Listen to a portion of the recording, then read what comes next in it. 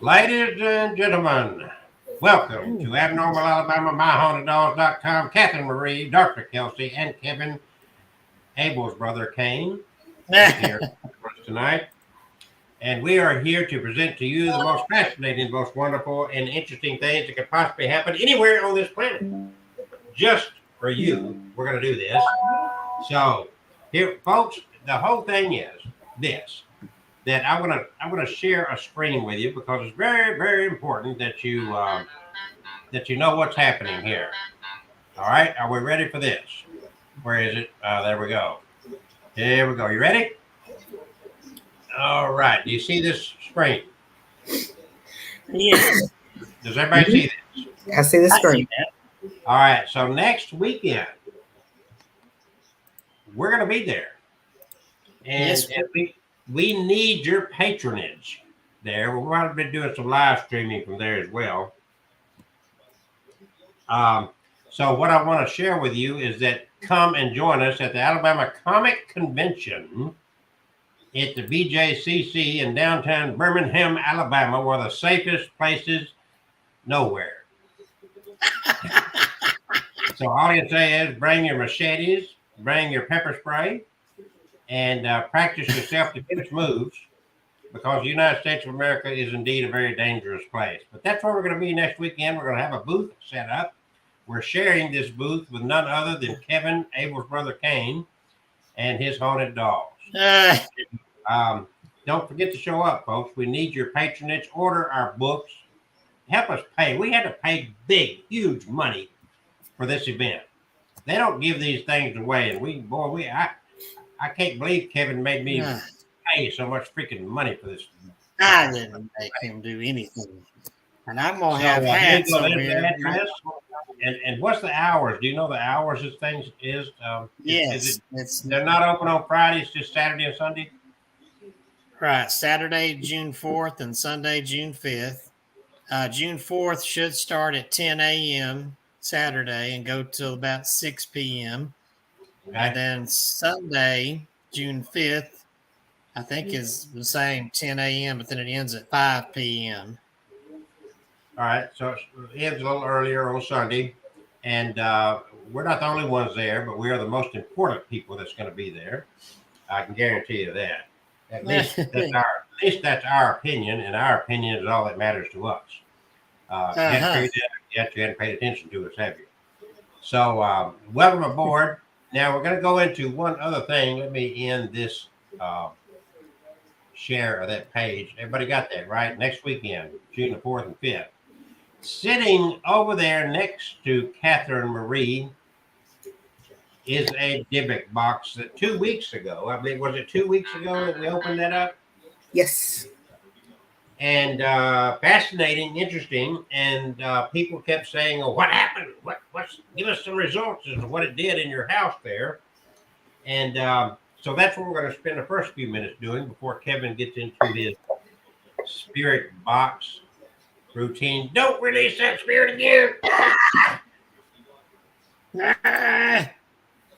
All right.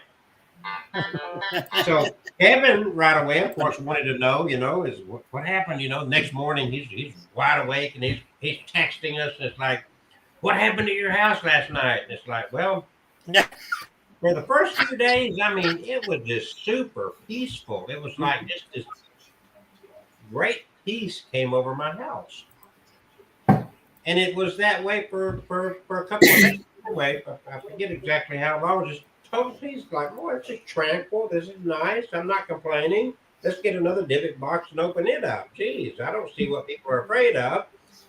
But then a few nights later, I'm laying in my bed alone, in my room alone, and I feel somebody sit on the edge of my bed. I mean, it tugged the covers. I jumped and thought, who the hell broke in my house?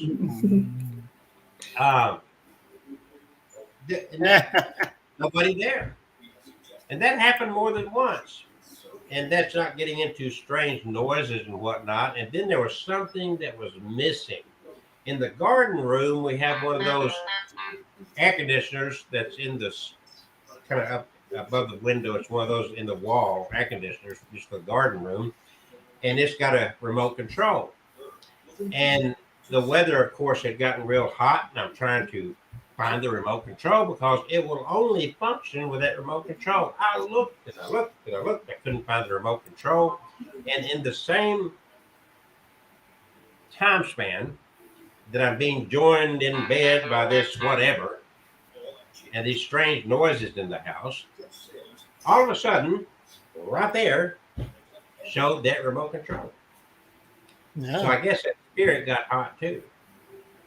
Now, Catherine spent a couple of nights in a spare bedroom here, and she'll have to tell her side of the story as to what happened to her.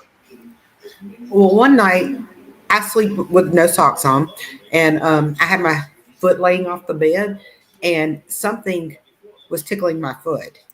That scared the crap out of me. Woke me up from a dead sleep.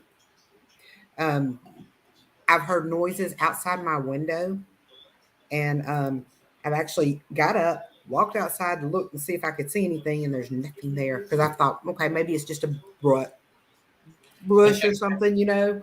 Just so everybody know that the spare bedroom, the window looks back in the backyard over the deck and the fence line. My entire backyard has a privacy fence. There's nothing going on. Behind my house, there is a walk path, but there's no houses. There's no activity over there. Especially not at 3:00 in the morning. Yeah.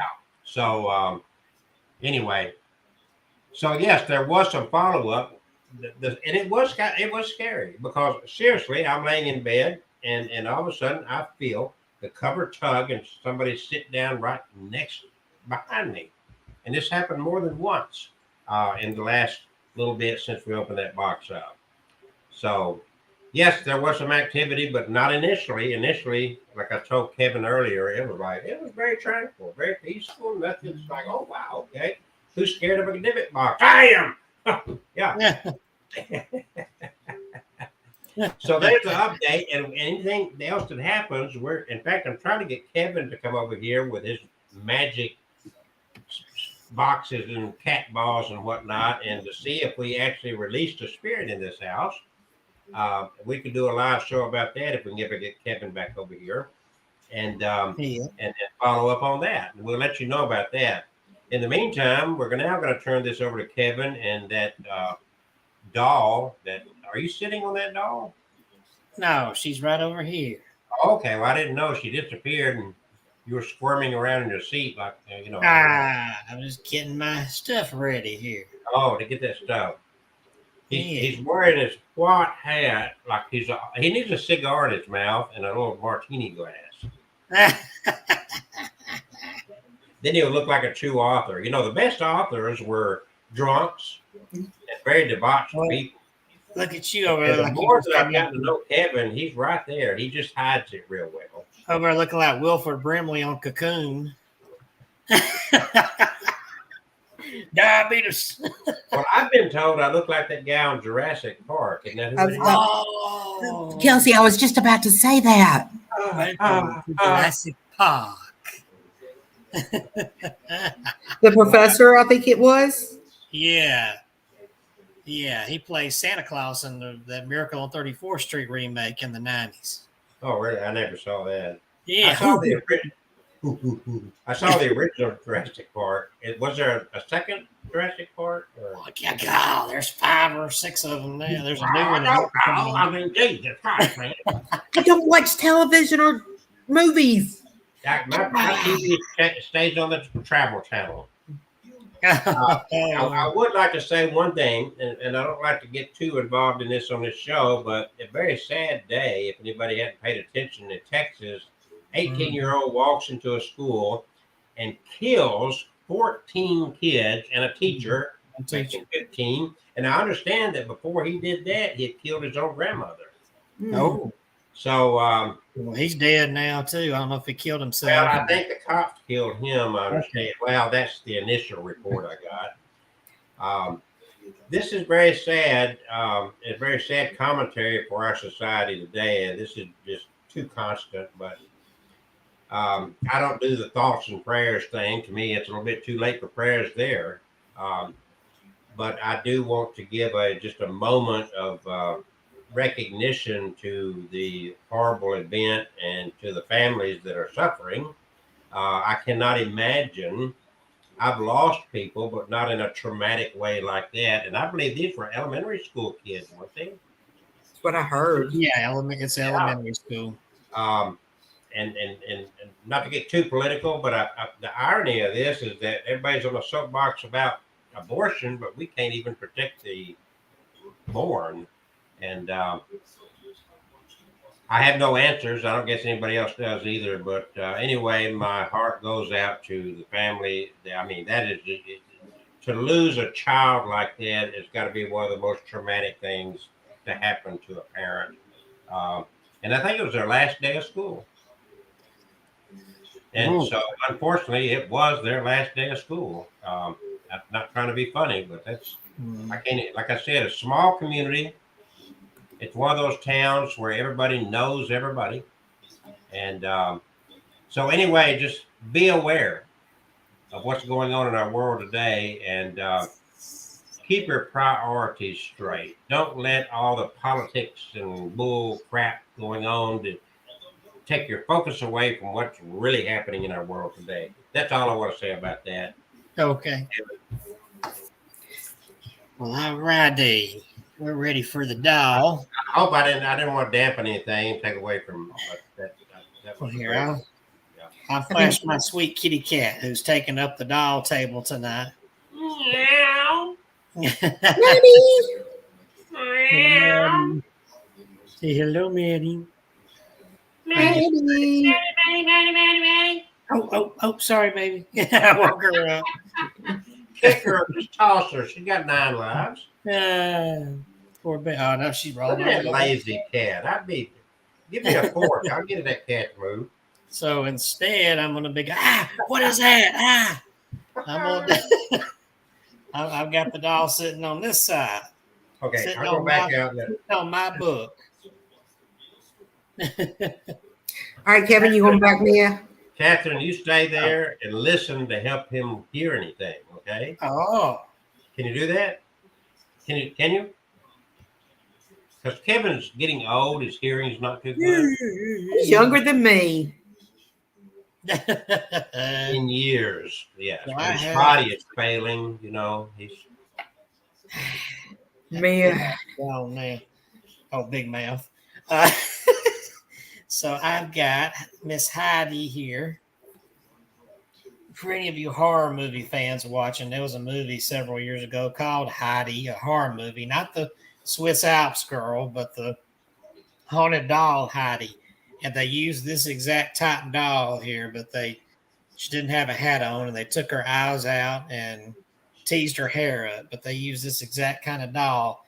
So my sister saw the movie, and now she gets creeped out when she sees this doll because it's almost the exact same one, It is a little freaky looking.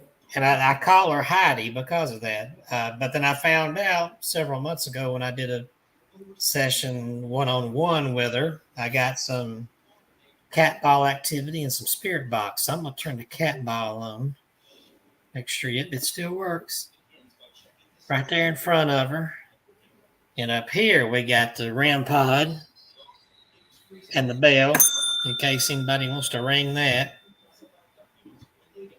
And right here, I'll go ahead and start this thing, the necrophonic.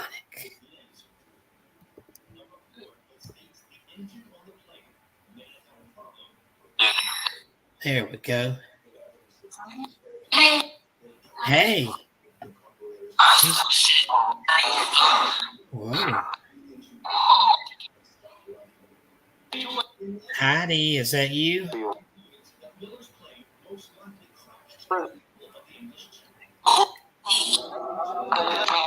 Is there a spirit? Kevin, Huh? it just said your name. Oh, it said it again. Yeah, my name's Kevin. Is there a spirit with the Heidi doll?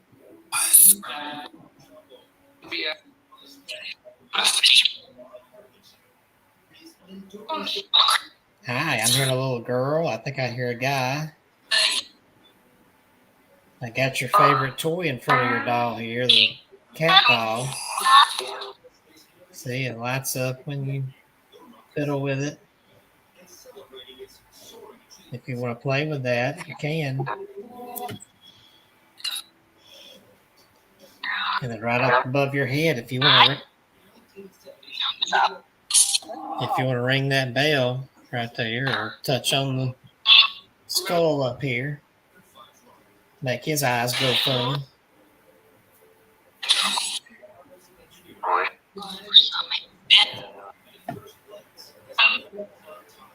Tell me your name.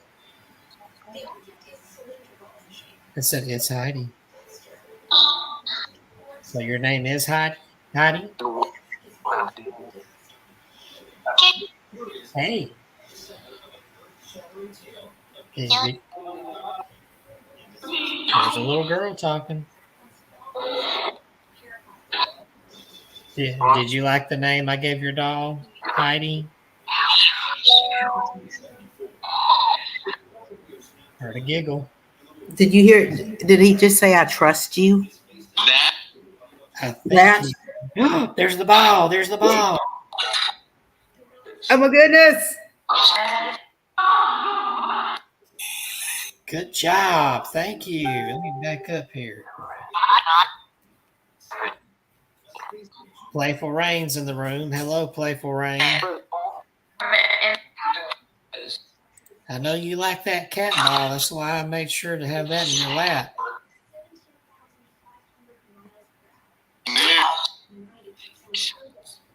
I thought it said bells. Bells. Yep, you're just in time, Playful Rain. We're getting some activity. Hello, Playful Rain. This is Heidi doll. Heidi, how many spirits are with your doll? It said bunch before I even finished the question. Doll. Hey. Did this doll belong to you?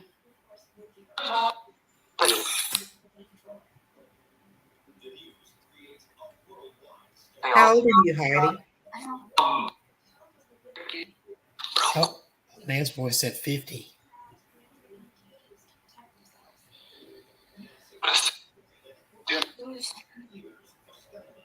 Where'd you come from?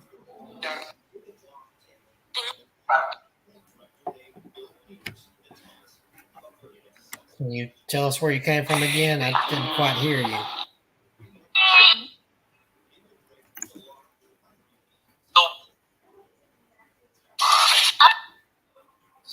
My voice said Heidi.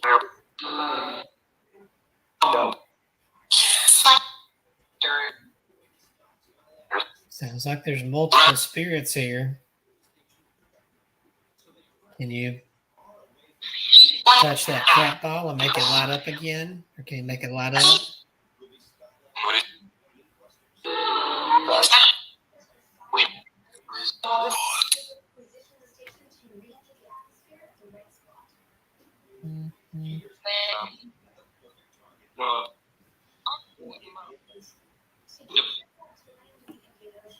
Yeah, she's creepy cute.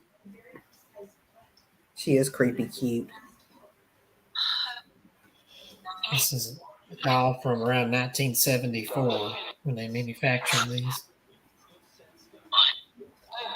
I can't remember. Heidi, are you a writer?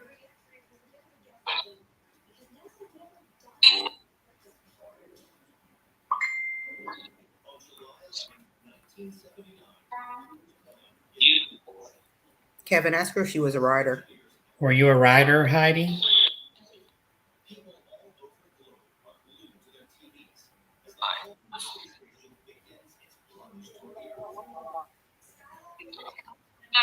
Or was one of these other spirits a writer? Kevin. Said my name again.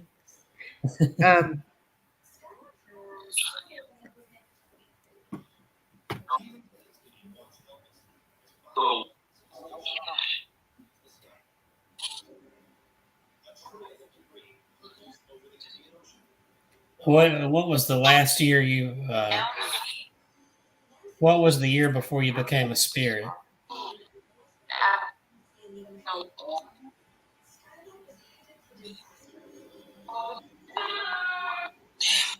It sounded like it said not that long. Hmm.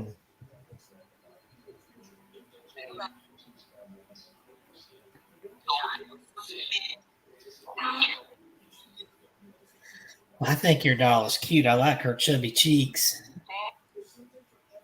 How did you obtain the doll, Kevin? It's one of those rare eBay purchases, but I bought it because of the type of doll. I didn't realize it was haunted. I just got it to have a Heidi lookalike doll for my horror doll collection. So do you know which state it came from? I forget now. It's been a while. She started to say something there. Yes, it was last year at the least. It was last year when I got her a year ago or more. So it's been longer than that. It was before I moved here. It was about 3 years ago.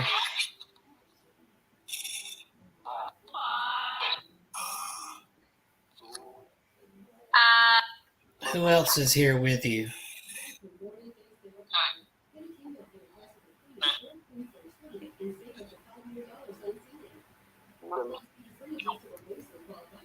I heard Neil.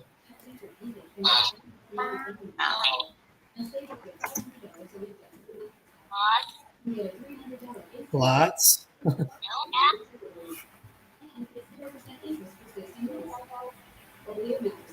He said no something. I didn't hear that second word. No something. I'm sending you a message with something I found that was giving off some major vibes from the. Okay.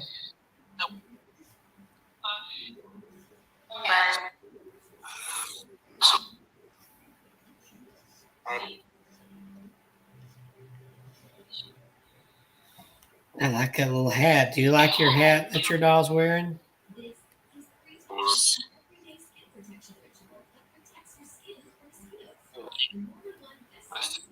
I heard a yeah in there. Is it a little girl with this doll?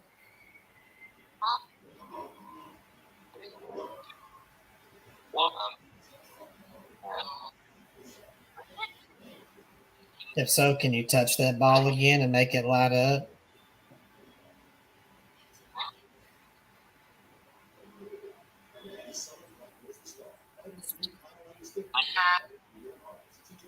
I swear it just said Catherine.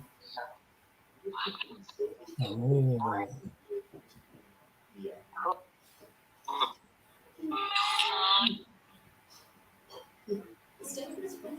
What would you like to tell us tonight?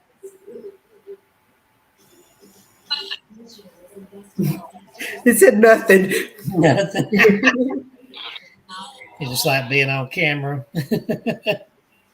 Say cheese. Gee. Is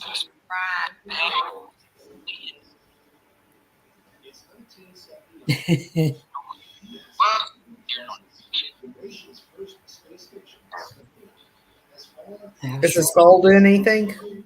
No, it's just sitting there. It's not doing anything. Can you touch that antenna? Yeah, there's a big antenna right up there. Sticking. She started to say something, but I didn't hear it. Here, I'll do it first. I'll light his eyes up. See that?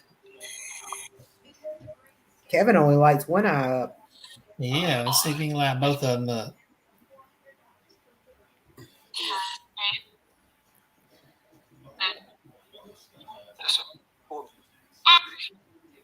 She said, ah.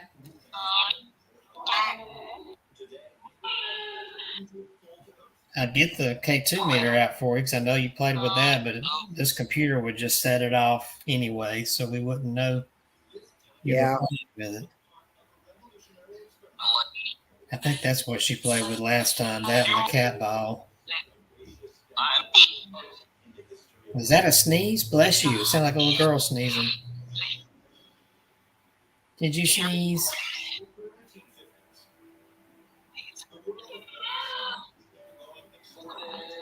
That's not surprising. I heard a ghost cough in the haunted bed and breakfast I was in by myself in Vicksburg. So if they can cough, I guess they can sneeze. I said, yeah. Guess the pollen's getting to them too. Oh, wow. Why can't we just have a nice temperature without the pollen? I know.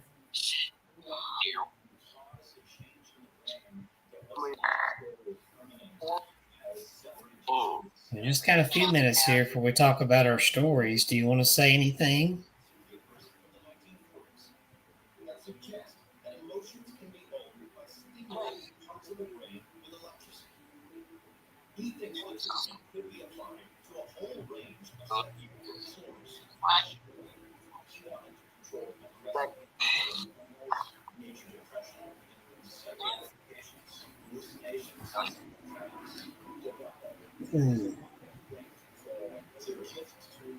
Do you like to play?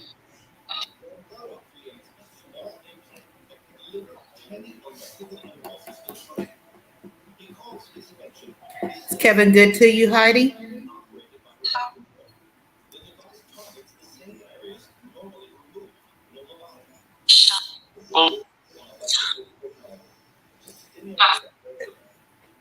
Sometimes I have.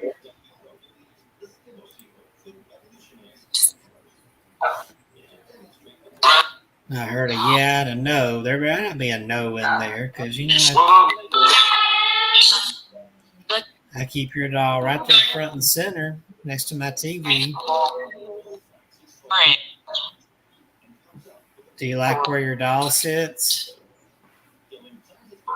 By the TV?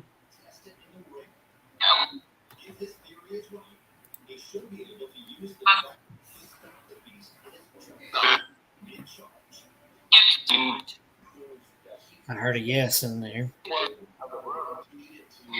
I heard almost a whole sentence. Sometimes I have.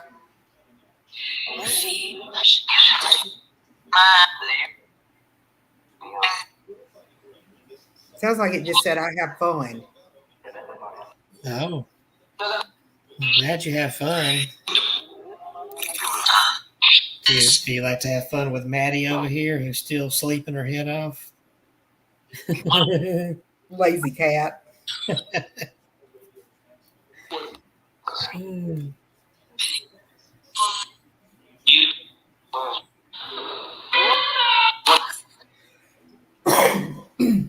me. All right. Any last thing you want to say before we? Yes. Okay. Well, say it. Tell us.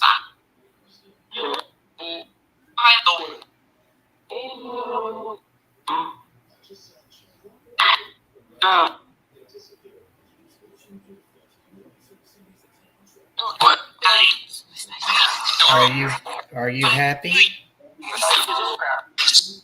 Yes.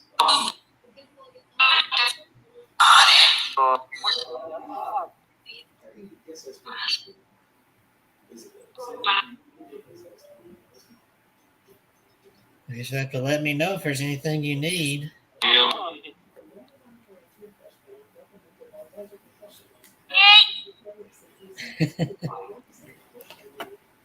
All right, well, I'm going to go ahead and cut this device off. I'm going to count down from 5. So if there's any spirits who don't belong, you need to go back to where you came from. And all spirits back away because I'm going to count down from 5 and turn this off. And thank you, Heidi, and your spirits for being here. 5, 4, 3, 2, 1. Thank you. Goodbye. There we go. Howdy ho. Howdy ho. Ha ha ha ha.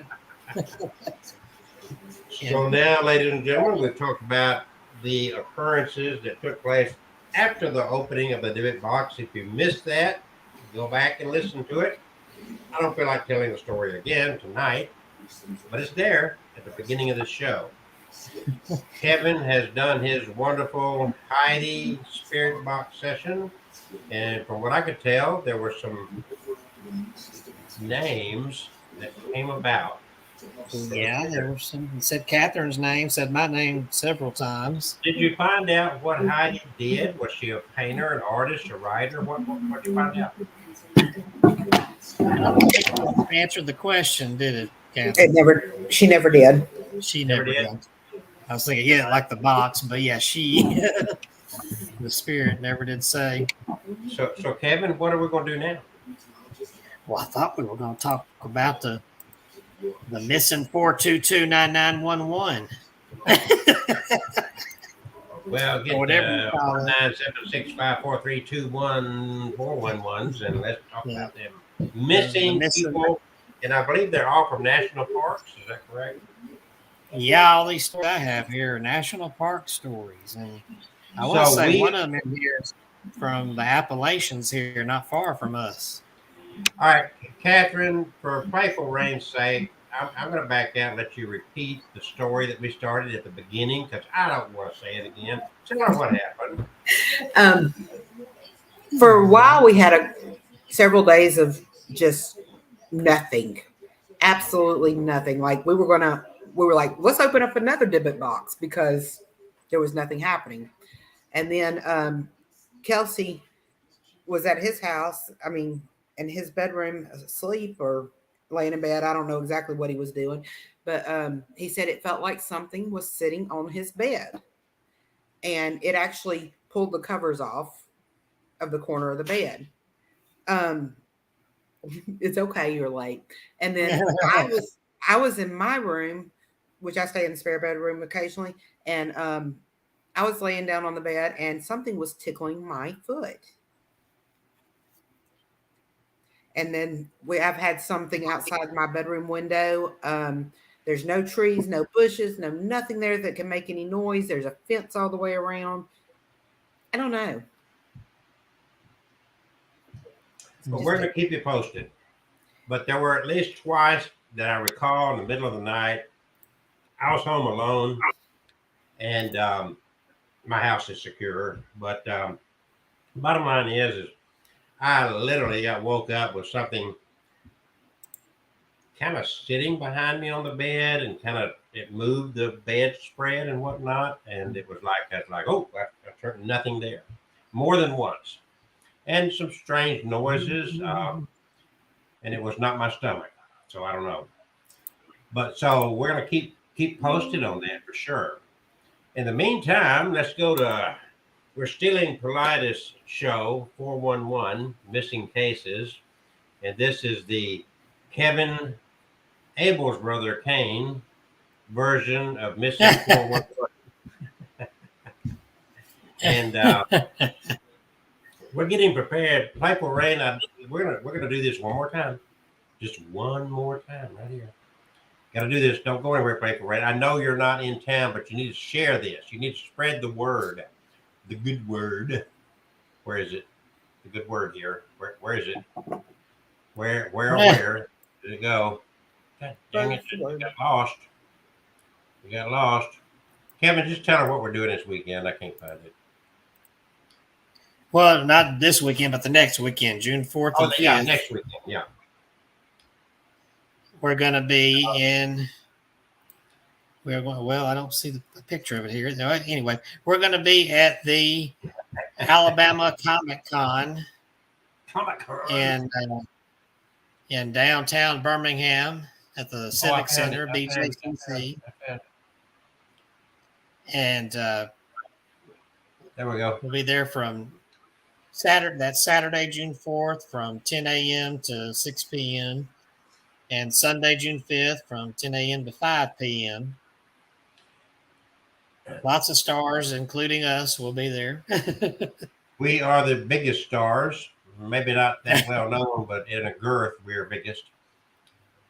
I'm not bad. I didn't say you. I was talking about Kevin and I. Okay. Uh, there is going to be a costume contest, and Kevin's going to win that because he's going to put a tutu on and twerk. No, I'm not gonna put no dang tutu on. Tutu.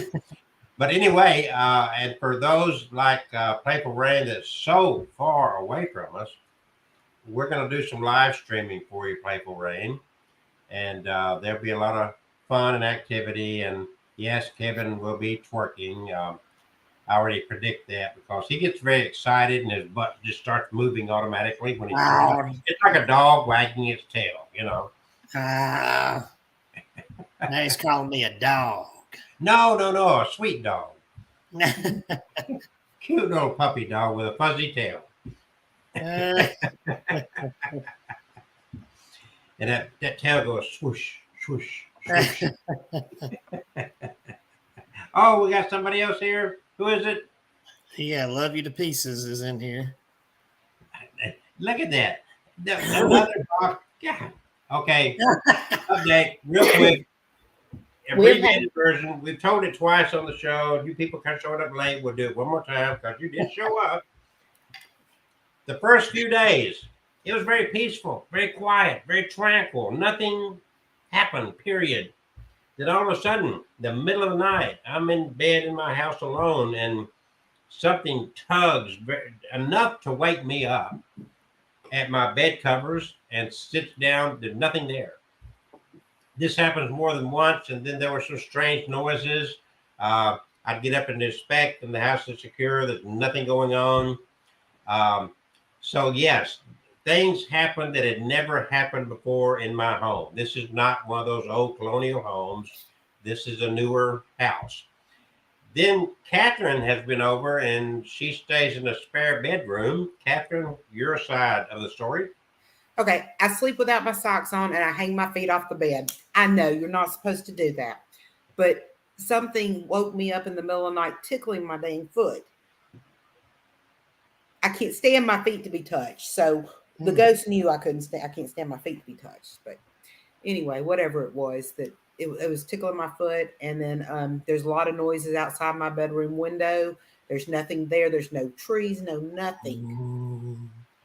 And the backyard is fenced in, so nothing could get in there. Well, the good thing is it tickled her foot and it did not tickle her fancy. So there you go. But yeah, I'm clearly, after what happened with me in my bedroom, I'm a little bit more tuned in to anything possibly happening, and we will keep you updated. I'm trying to get Kevin to come over one Tuesday night, and we will just do a ghost hunt in my house. Okay, and maybe even in the backyard. Who knows? Because she heard noises in the backyard where the spare bedroom window overlooks the back deck, and the backyard is totally privacy fenced in. There's no other houses back behind us. The only other house that's near here is an 87-year-old lady. That's on the other side of my house, not on the side of the house where the spare bedroom is and where Catherine heard noises. Like Kevin one time last year or so heard children playing in his yard. Yeah, that was my brother. I heard that out too. His brother. Yeah. So we'll do that, and Lovely, Love You to Pieces, I should say. Sorry. She said that would be fun to watch. So Kevin's going to have to line it up and drive his pitiful little butt over here. Pitiful little butt over here. His twerking ass over here. And we'll have to do a 2-hour ghost hunt at my house and see if we can stir up any more spirits. I have no social life, so maybe I'll get some ghosts to spend the night with me. Oh, me.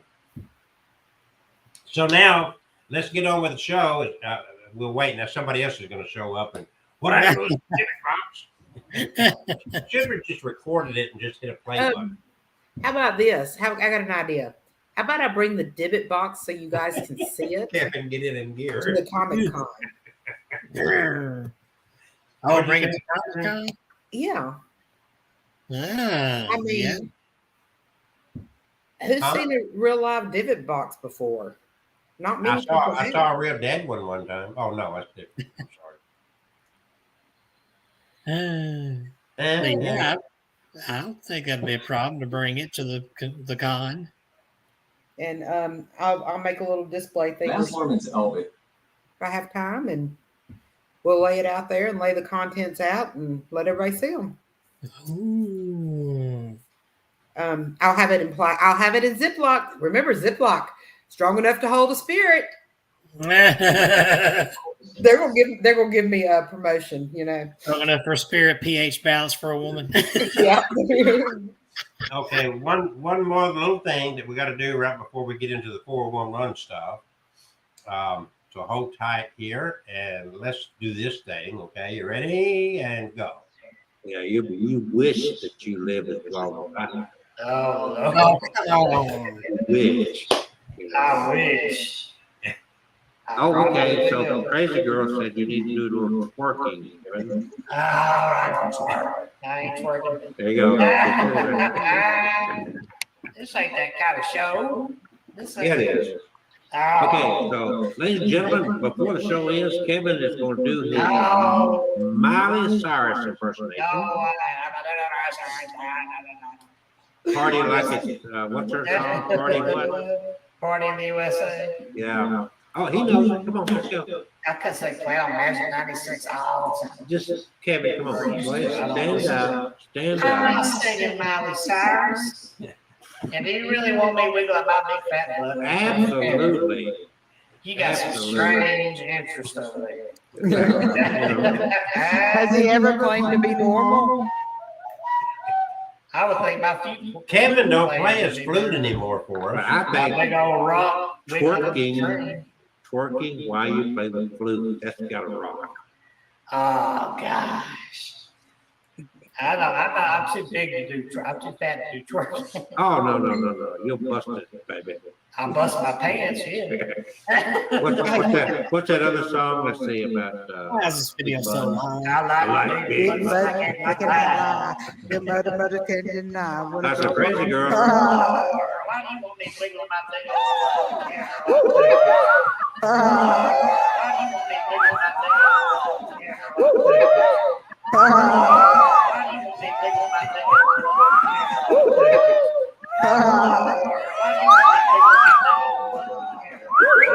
wiggling my thing?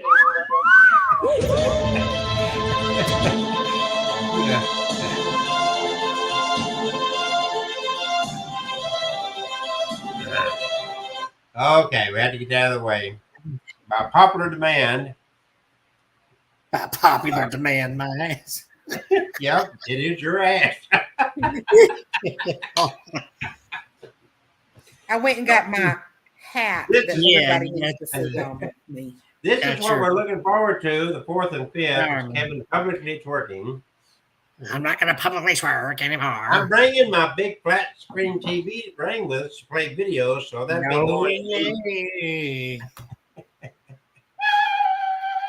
Hey. We have too much fun, folks. All right, now, if you'll notice at the bottom of the screen, what's scrolling across there says the Wish Doctor, that's me, wishing machine, now on sale at www.thewishdr.com. That is a psionics helmet. And I have shipped this stuff and sold it all over the world and have gotten great response. If you go to thewishdr.com and read the reviews, I also sell them on Etsy. And so I am shamelessly self-promoting. What can I say? Other than, and Catherine is now working with me building these radionics and psionics. If you're not familiar with that, we may do a whole show on psionics and radionics to educate you. I know it works because I put on the wishing machine that Kevin would twerk, and he did. Ooh. My intention came true. He's BSing now. And I have it on. I have it on right now, if you can tell. Yeah. Yeah, we can tell.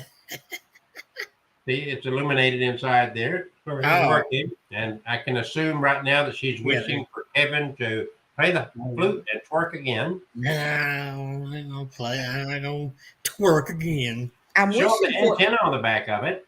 Just to give you more video fodder. Can you guys see? You know what? I've got to download that and put it on TikTok. TikTok. TikTok. I think they got enough working out there on TikTok. Not Kevin's. There's the antenna. All right. So now let's turn it over and let's go into these 411 stories. And we're not trying to take off on Mr. Pauletis and his stuff. They're just interesting stories, and we did not steal his stories. Kevin did a lot of hard research in between his works and came up with these stories independently of the 411 author's compilation of stories. So this is all thanks to Kevin. And this lady says, I've always wondered what the wishing machine was. Go to the wishdr.com, as you see scrolling there, and I've got all kind of information about that. I also have a TikTok account. Please follow us on TikTok. I give a lot of explanations about the wishing machine, and just look for the Wish Doctor, the WishDR on TikTok, the WishDR on YouTube. And then the Facebook page, like it, the Wish Doctor, Wish DR on Facebook. And the Wish Doctor's everywhere. He's everywhere. He's everywhere. Okay. So now let's talk about these missing peoples. Yes, these missing peoples. And I'm going to start Thank you, Love You to Pieces. We love you to pieces too. Well, I can't speak about Kevin. Kevin may not love you to pieces. I don't know. I love everybody. We appreciate sport. All right. The first one here, this is not just one person, but a couple who went missing.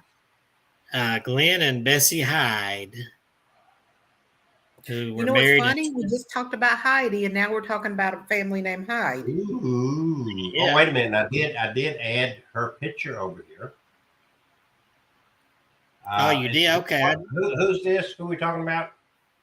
That couple. This one right here. Glenn and Bessie Hyde. Two pictures, so there you go. Okay. There you go. Found it. So Glenn and Bessie Hyde were married in Twin Falls, Idaho on April 10, 1928. At the time, he was 27 years old, while she was just 18. In the fall, they built a boat for a special honeymoon adventure, a trip down the Colorado River to California. Glenn was an experienced river rafter who wanted to set a new speed record for traveling through the Grand Canyon, which would have put Bessie in the book as the first documented woman to do so. During their trip, they visited an experienced river rafter in Utah. He told them that the boat they had built was not safe for their trip. He was especially concerned about them not taking life jackets. However, his concerns fell on deaf ears. They took 26 days to get from Utah to the Bright Angel Trail in the heart of the canyon. They were last seen on November the 18th. 2 days earlier, they were photographed by Emery Kolb at his studio and home near the rim. He was well known in the area and had documented the canyon extensively. When they visited him, Bessie had grown tired of the river trip. He tried to warn them of the dangers ahead, and he asked them to stay with him through the winter and wait until the weather improved. He even offered them life jackets. However, Glenn refused all of his offers. Adolph G. Sutro was one of the last people to see them. When they failed to reappear by December, a full search was made for them, led by Kolb. Their boat, with their supplies fully strapped in, was found around River Mile 237. Everything appeared to be intact. There is evidence they made it as far as River Mile 225, where they may have made camp. Their bodies were never found, but it is possible they were lost around River Mile 232. In 1971, a woman claiming to be Bessie appeared on a commercial rafting trip. Toward the end, the rafters made camp at Diamond Creek. This was the same spot where the Hyde's boat was found years earlier. That evening, a river guide told their story. The woman then revealed her true identity. She said that she had a fight with Glenn down the river. He wanted to complete the trip, but she did not. After he beat her, she retaliated by stabbing him to death and disposing of his remains. Interestingly, she was of the right age that Bessie would have been at that point. However, she later recanted this tale. In 1976, a male skeleton was found on Kolb's property and was believed to be Glenn's remains. It was given to forensic anthropologist Dr. Walter Birkby, who determined that it belonged to a male Caucasian of about 20 to 23 years of age and who was 6 foot tall with light brown hair. He also recovered a bullet embedded in the skull. It was a .32 projectile that came from a revolver manufactured in about 1902. The production date of the gun and clothing fragments found with the skeleton suggested that death occurred in the 1920s. There was a theory that Kolb had murdered Glenn so that he could be with Bessie. However, it seemed unlikely that he would keep Glenn's remains with him. Dr. Birkby superimposed a photograph of Glenn over the skull to precisely compare bone structure. He determined that it was a different shape than Glenn's face. He pointed out several discrepancies. The eye orbits were angled differently. The cheeks were wider and the shape of the chin was different. Based on this examination, Dr. Birkby was certain that the skeleton was not Glenn's. So far, no one is exactly sure what happened to the Hydes. So the Hydes are not hiding? The Hydes are not hiding. I I want. honestly think the guy killed them both. Is that? That Is was a. Go ahead. Yeah, I was trying to put the picture up, and I guess we clicked on. There we go. I think one of the theories was that that Kolb guy, the one that they visited shortly before they disappeared, that he might have killed Glenn in order to be with Bessie. She was But quite young. there was no real evidence of that. And if that's true, then where is she at? Because she never came forward. So That is just young. one case. Go ahead. After she admitted to killing this guy, her husband, and she recanted the story, did they check and make sure that was really her? That I don't know. It doesn't say any more about that. So I assume they figured out it was just some crazy lady making up stories. This next story I'd like to cover because Okay. that was my grandmother on my dad's side of the family. That was her maiden name. And that was the strange disappearance of Douglas Legg from the Adirondack Mountains in New York at the Santanoni Preserve. He disappeared on July the 10th of 1971 in Newcomb, Adirondack Mountains, New York State. So on July 10th, 71, Douglas Legg was 8 years old. He disappeared on a hike on that Santanoni estate near Newcomb in the Adirondack Mountains and was never seen again. This preserve previously was an estate, was established by one Robert C. Pruin, who died in 1934, a prominent Albany banker and businessman. The so-called Great Camps were popular amongst the wealthy industrialists in New York as summer retreats with beautiful mountains, cooler temperatures, and fresh air. Acquiring about 12,900 acres in the town of Newcomb, just south of the Adirondack High Peaks, Pruin employed the renowned architect Robert H. Robertson to design a summer residential complex. It had 40 buildings, a 24-room main lodge, and a model farm. Robert C. Pruin's heirs in 1953 sold the estate to the Melvin family, Myron Melvin Sr., Myron and his brother Crandall of Syracuse. For about 20 years, the Melvins and the extended family used it for their summer vacations. Douglas' mother, May Melvin Legg, was the daughter of Myron Melvin, who, along with his brother, established the prestigious Syracuse law firm of Melvin and Melvin. Santanoni is located in remote Essex County, New York, and surrounded by forests, lakes, and wildernesses. There are many wetlands in the area, including swamps and marshes and bogs. And Douglas Legg was a grandchild of the owners of the estate. The Melvin family and the extended family had gathered together for one last vacation at their backcountry retreat before it was due to be sold. So Doug, or Doogie as he was called, was 4'6", weighed about 76 pounds, slight little kid, was a keen hiker and a mint woodsman despite his very young age. So a Saturday afternoon, July 10th, 71, Doogie and his uncle set out on a hike around the Santanoni property. His uncle noted there was poison ivy on the trails and told a reluctant Doug to return to the lodge to change from shorts to long pants, a walk of around maybe a half a mile.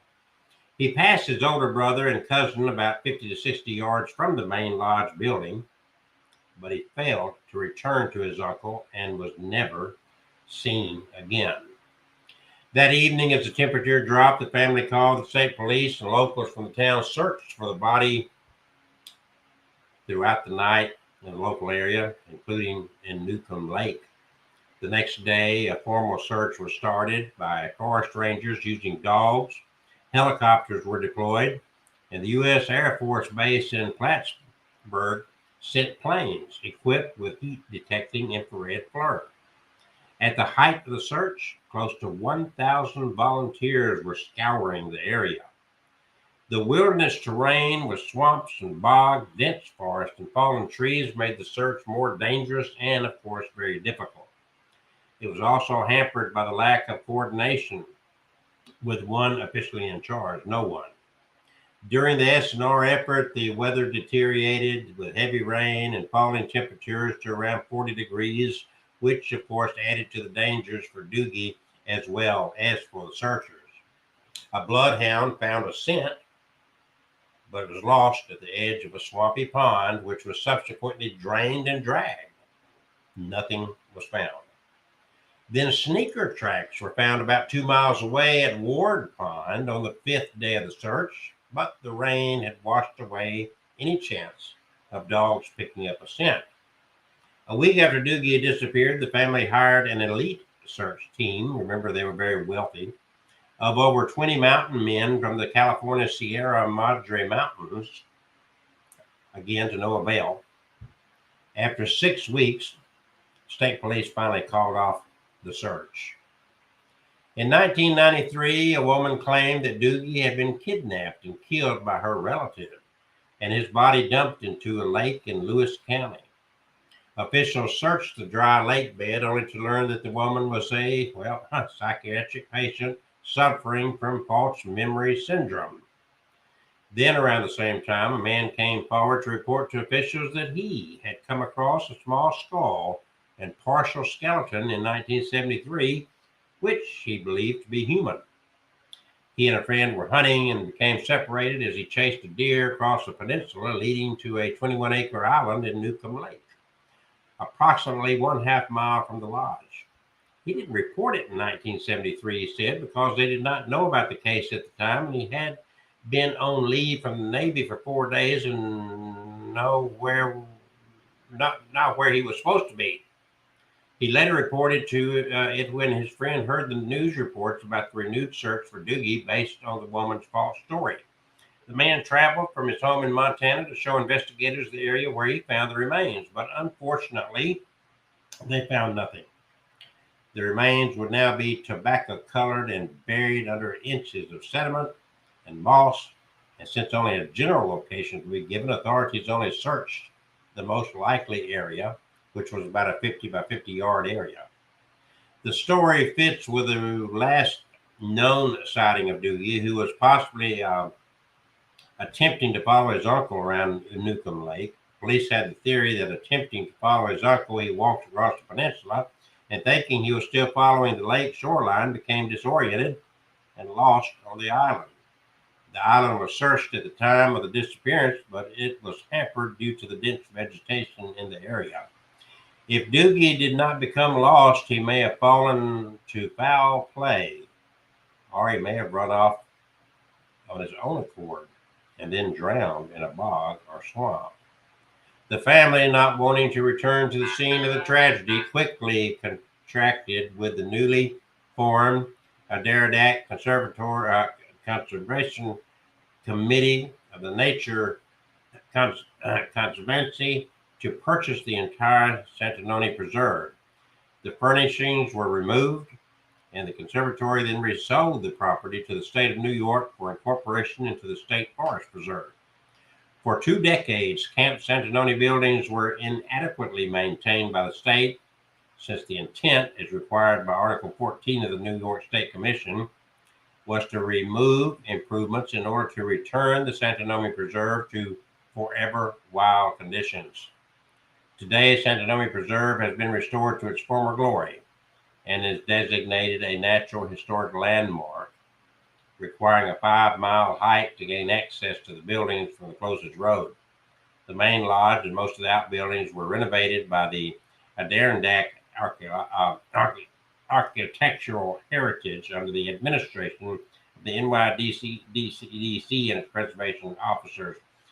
Bottom line is, after all that time and all the efforts and all the people wandering around that property, nothing was found outside of the one occasion when somebody claimed in 1973, I believe, that they had found some skeletal remains. I just find it so hard to believe that anybody, especially, military or whatever, would have found skeletal remains and not said a word to anybody. Don't you find that difficult to believe? Yeah. I'm sorry, but me as a mom, as a daughter, if I found something like that, I'm going to report it because somebody's looking for that missing person. Well, and can you imagine the anguish that the parents went through when that mentally ill lady made her claim? Yeah. And then, about the same time she's making that claim, he could have brought some kind of peace and closure, and it's just hard for me to believe that part of the story. I don't know. Maybe I'm wrong. Get it, dear? What? Okay. No.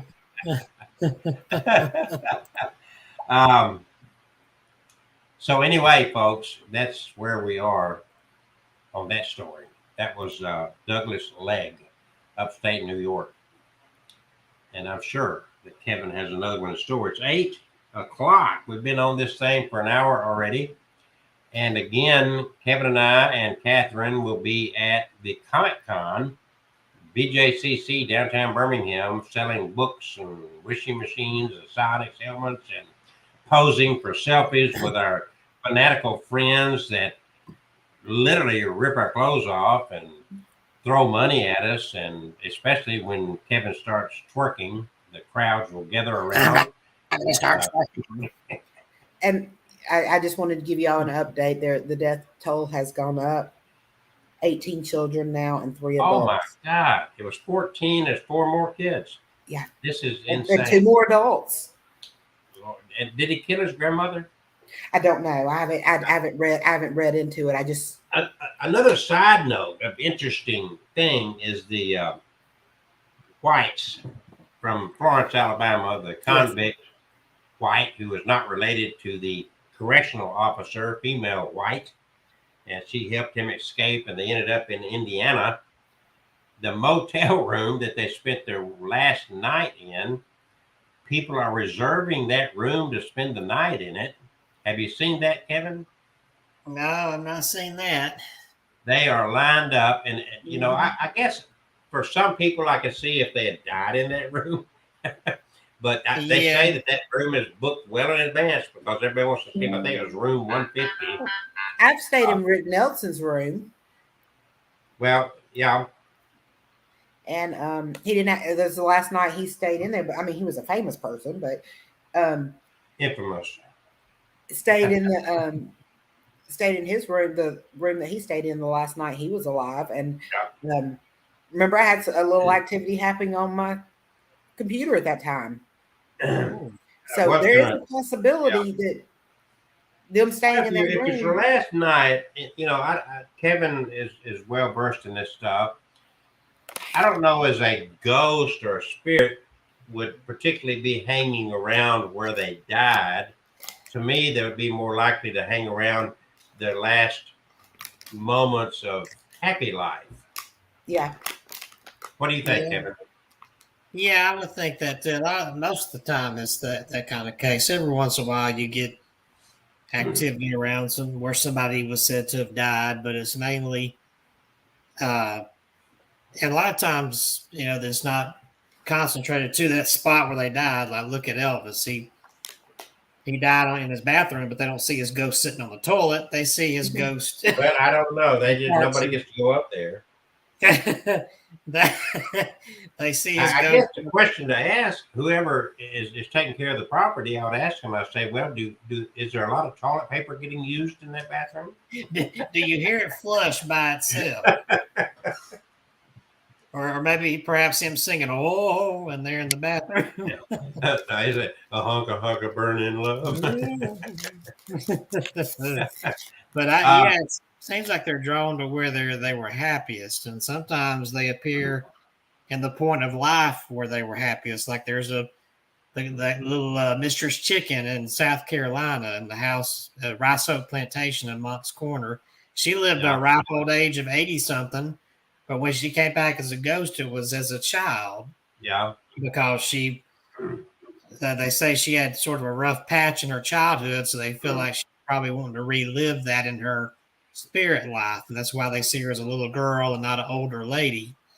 Well, here's my hypothesis of why you would find a ghost in a cemetery.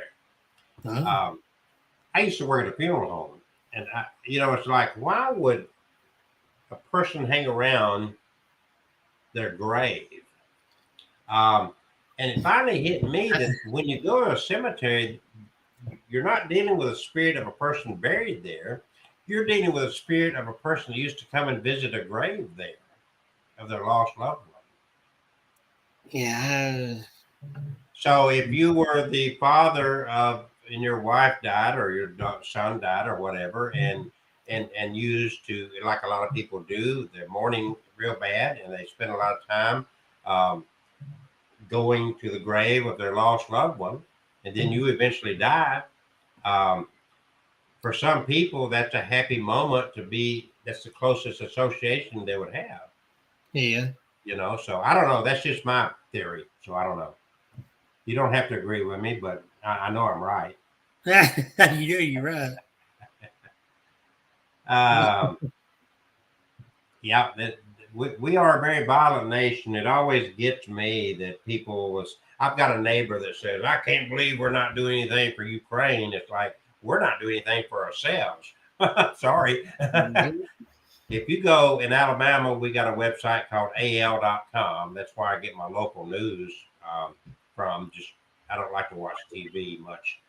So anyway, I'm aware of the story about Riverside. Yeah. From Mobile to Birmingham, Montgomery, all the way through this state, it's murder after murder. We have constant murder, suicides, and all this stuff in our little state that we've only got like 5 million people that live in the whole state. And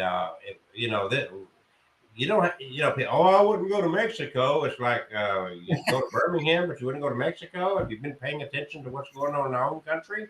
I wouldn't walk through It's Bessemer. sad, pathetic, it's horrible. And with that said, why don't you take a second and promote your book? All right, let's do a happy topic then. Let's promote. Ain't nothing My happy about books. his books. It's scary. Ah! My Haunted Collection, The Dark Side. And I've got other nonfiction books out there, and I've got supernatural novels based on some of the items in my collection out there. And the newest book is a collection of my own original short horror and supernatural stories. So get that. It's also in hardbound now too. So if you want to get a break from the realities of life, read some of his books and get into some real horror. and I've got merchandise out there now, bumper stickers like what you see there. Are you going to have some of the bumper stickers at the event? I'm going to have some of that, the caps, these hats here. While you're up there, Kevin, go ahead and twerk for us. No, I'm not going to go and twerk for us. These hats here, I got a box full. We had some other financial issues around here, so I didn't get to order all I wanted to. But at least I got hats I'm going to sell with my books. I've got all my books.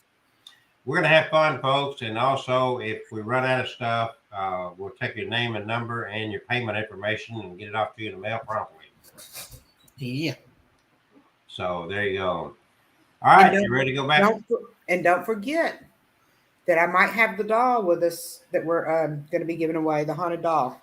Oh, it's Kevin. Are you bringing any of your dolls with you? I'm going to bring some of mine. I'm not giving them away, but I'll bring a couple of mine. I've got a version of Annabelle that I'm going to bring. Right. Okay, so look out for that.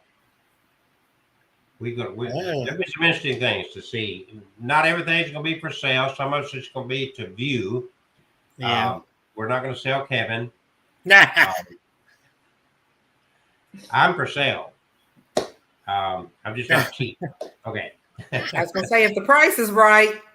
There you go. Everything's got a price except Kevin. He don't have a price. All right. 411 missing people. I just told the leg story. What have you got? You got an arm for us? I've got disappearance in a little more modern time here from 1997. Mr. John Devine.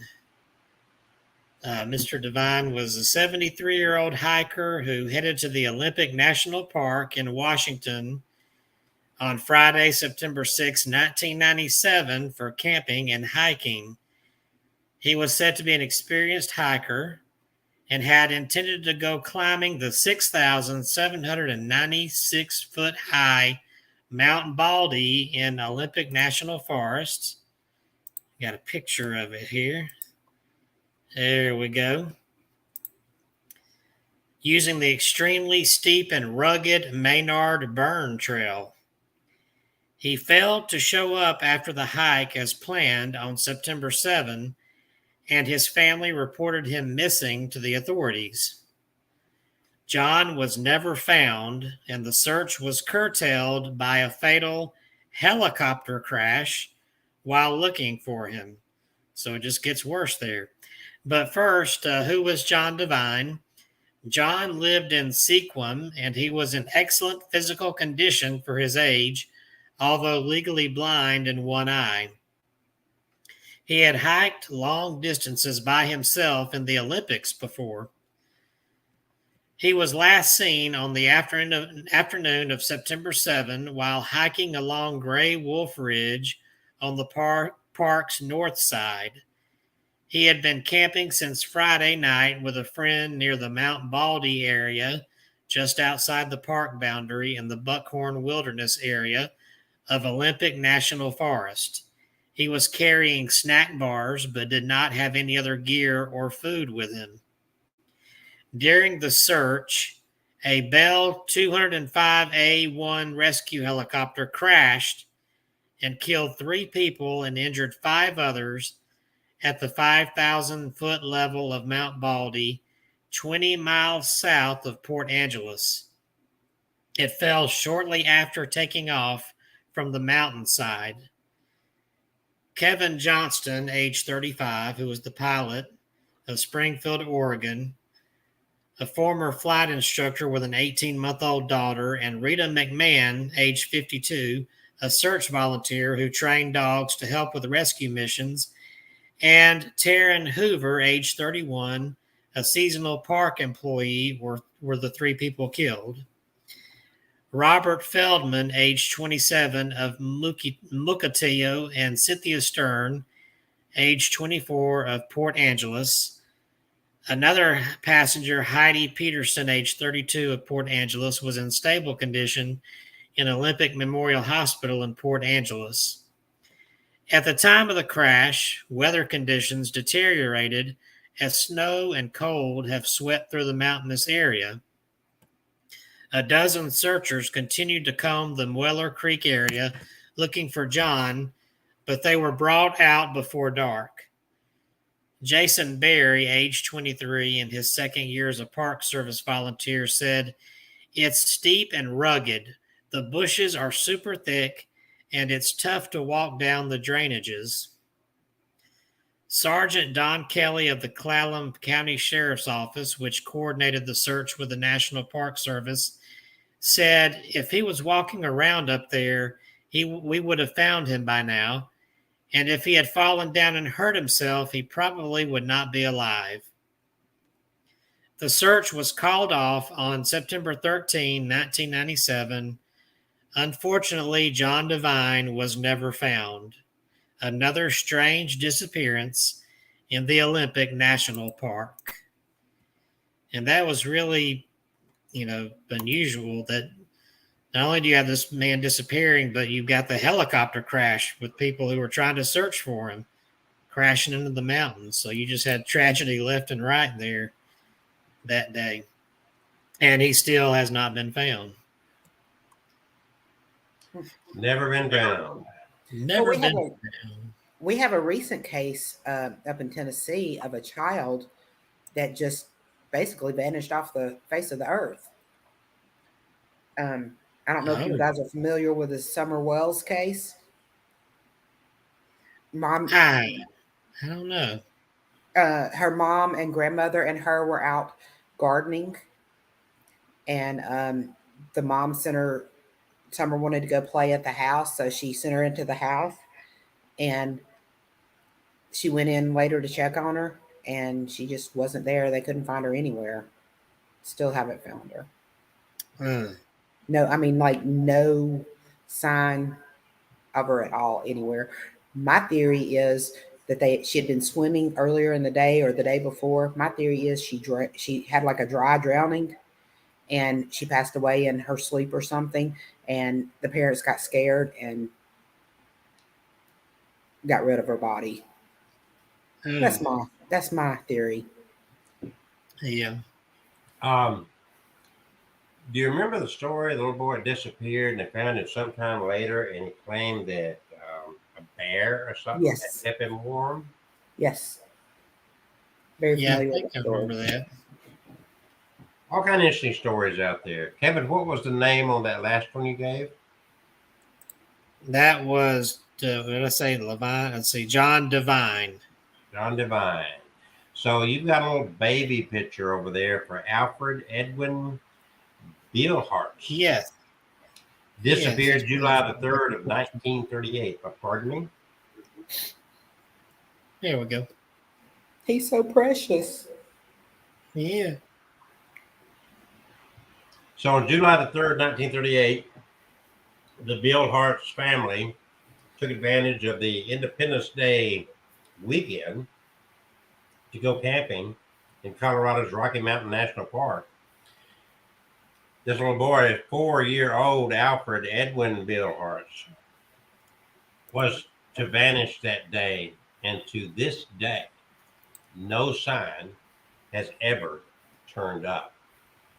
There were several strange reports of Alfred, including on top of a rocky, inaccessible outcrop called Devil's Nest near Mount Chapin. 6 miles from where he vanished. He was also reported in the company of a mysterious man on a road in the area. The family, together with their father, William Harvey, included 10 children. They lived on 3225 Quebec Street in Denver, Colorado. The Bill Hart's family, and well known, as well as some family friends, set up camp roughly a quarter mile west of the Fall River Lodge. It was located just south of the west exit of the current Long Lake Trailhead parking lot. The camping party was located near where the Roaring and Fall Rivers met, just below Horseshoe Falls. The family woke bright and early that morning. William Bill Hartz, Alfred's father, decided to walk to the nearby stream to wash up, and Alfred came along. Orrin Bronson and Walter Hanson, who were friends of the Bill Hartz family, had also set out to freshen up roughly 500 feet upstream from Alfred and William. William and Alfred finished their wash before Orrin and Walter, and William headed back to camp. Alfred walked upstream to follow Orrin and Walter once they were finished. Once Orrin and Walter returned to camp, the group noticed Alfred was not with them. He had gone missing between the time William headed back to camp and when Orrin and Walter returned. Rocky Mountain National Park is an American national park located approximately 76 miles northwest of Denver International Airport in north central Colorado, within the Front Range of the Rocky Mountains. The park is situated between the towns of Estes Park to the east and Grand Lake to the west. The eastern and western slopes of the Continental Divide run directly through the center of the park, with the headwaters of the Colorado River located to the park's northwestern region. The Rocky Mountain National Park Act was signed by President Woodrow Wilson on January 26, 1915, establishing the park boundaries and protecting the area for future generations. The hike to Long Lake in Rocky Mountain National Park begins from the Long Lake Trailhead in the Horseshoe Park area, located just west of Estes Park. From the start, the trail climbs steadily through the fairly dense mixed pine forest. At just over a mile from the trailhead, hikers will reach the steep banks of the Roaring River, where some of the destruction from the infamous Long Lake flood can be seen. In 1903, a 26-foot high earthen dam was built to enhance the natural lake from 16.4 acres to 48 acres in order to help with crop irrigation in the Loveland area. On July 15, 1982, the dam failed and released more than 300 million gallons of water down the Roaring River Valley. Some witnesses said the failure created a wall of water 25 to 30 feet high. After killing 3 campers, the water rushed down Elkhorn Avenue in Estes Park before stopping at Lake Estes. The campers began searching for Alfred immediately. There were over a dozen individuals at the campsite and were convinced that they would find him quickly. He couldn't have gotten far in such a short amount of time. Plus, it would have been difficult for Alfred to not hear over a dozen people shouting his name and follow their voices back to safety. But after scouring the area and not finding Alfred, the family became very anxious as to Alfred's whereabouts. When they had no luck, they decided to call in the Park Service for assistance. The Bill Hartz family contacted Ranger Mumal at the Fall River Ranger Station. Ranger Mumal immediately contacted the CCC, which is the Civilian Conservation Corps, a work relief program created as part of Roosevelt's New Deal to help the search effort. Within 45 minutes, over 100 CCC members had arrived to begin searching. On that Monday, July 4th, Independence Day, CCC and other volunteers were still combing the area for any sign of Alfred. and bloodhounds from the Colorado State Prison were brought into the park to help aid the search, but they were unable to find Alfred's scent. The Rangers were operating under the assumption that Alfred may have fallen into the nearby Roaring River and drowned, so they decided to dam and divert the river on July 5th. The search party built a dam with sandbags, rocks, and logs and used grappling hooks and pikes to search the riverbed. Despite their efforts, nothing was found in the diverted riverbed, so they erected a wire net over the Fall River in hopes of catching any evidence. When this returned no results, they gave up searching that river. His parents told the Rangers that they were certain that he must have been abducted. They knew that their son wouldn't just leave his family, and they were skeptical that he had just fallen into the water. By Wednesday, July the 6th, the search of the river had ended, leaving searchers frustrated and confused. They continued to search the land, and by Thursday, 200 searchers told news reporters that they were convinced he had never drowned and had either gotten lost in the forest or was kidnapped. The searchers were convinced that if the boy had fallen into the Roaring River, his body could not have passed all 5 of the beaver dams and reached the Fall River. Even if it had, they said, it could not have passed a wire net set up near the Fall River by workers for the Public Service Company of Colorado. Rangers called in some sniffer dogs from the nearby Colorado State Penitentiary. A human scent was detected, but the hounds came to a halt near the river. Another set of dogs hit on a scent some way higher in the elevation from the camp. That too led nowhere. The search was eventually called off after 10 days. On Sunday, July 3rd, William J. Estes, a radio appliance employee from Denver, and his wife were also hiking the Rocky Mountains National Park. They had made it quite far up the old Fall River Road when they got tired and decided to stop for a rest. And while resting at around 1 p.m., they decided to look up to Mount Chapin and were shocked to apparently see a young boy sitting on a rock in a section of the mountainside known as the Devil's Nest. This was around 6 miles west of where Alfred Billhartz had disappeared from. Quite a distance. The child was said to have made a shrill noise, walked out to look over the ledge, and then either left or was pulled from the ledge. They decided to hike to the point where they saw him in order to make sure the child was safe. However, when they reached the boulder he was perched upon, they found nothing. The pair decided they had to alert someone about a child roaming around in the Devil's Nest. The Ailes got back to their parked car and heard the news of the missing boy on the radio. And upon returning home, the couple checked the newspaper and confirmed that the photograph of Alfred Billhartz within it matched the child they had seen in the Devil's Nest. They promptly drove back to the park and they contacted the Rangers. However, the Rangers were skeptical, believing it would have been impossible for Alfred to have made his way up to the slope to the Devil's Nest. They eventually sent a group of over 150 men to search that area, but they too came back empty-headed. The issue I would have with that story, personally, is that from any kind of a distance, to see that little boy, how could they identify him that well? I'm just a little bit skeptical about that. On July 8th, the FBI announced that it was performing forensic tests on a piece of soiled bandage that had been found in an abandoned cabin in the park. The disclosure of this finding was prompted by the insistence of the boy's parents that their son must have been abducted. Apparently, Alfred had a blister on his foot at the same time he had vanished, and his mother had bandaged it using similar material.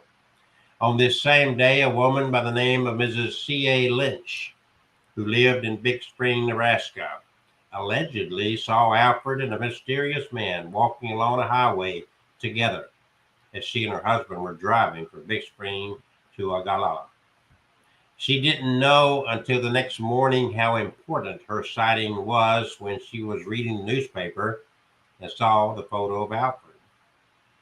She claimed the little boy she saw on the highway was the same boy, and she was adamant it was him. She told her brother-in-law, W.B. Lynch of Lincoln, Nebraska, about her sighting, and he then went to speak to a Denver detective sergeant by the name of Fred Renovati. 2 days later, on behalf of his sister-in-law, he said that she was positive the boy was the one whose picture she saw. On Sunday, November the 27th, 1938, when Alfred Billhartz had been missing for 5 months, his father was sent a ransom note. The message said, "Sorry for your son. We went west out of money. The boy doesn't take to us. We're returning your son if you will leave $500 in a can 1 block from your house and the note. We will return your son within 24 hours."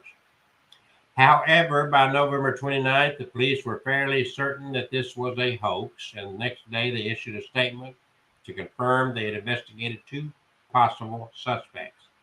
They were not named and apparently not formally charged. The line of inquiry quickly ended for reasons unknown.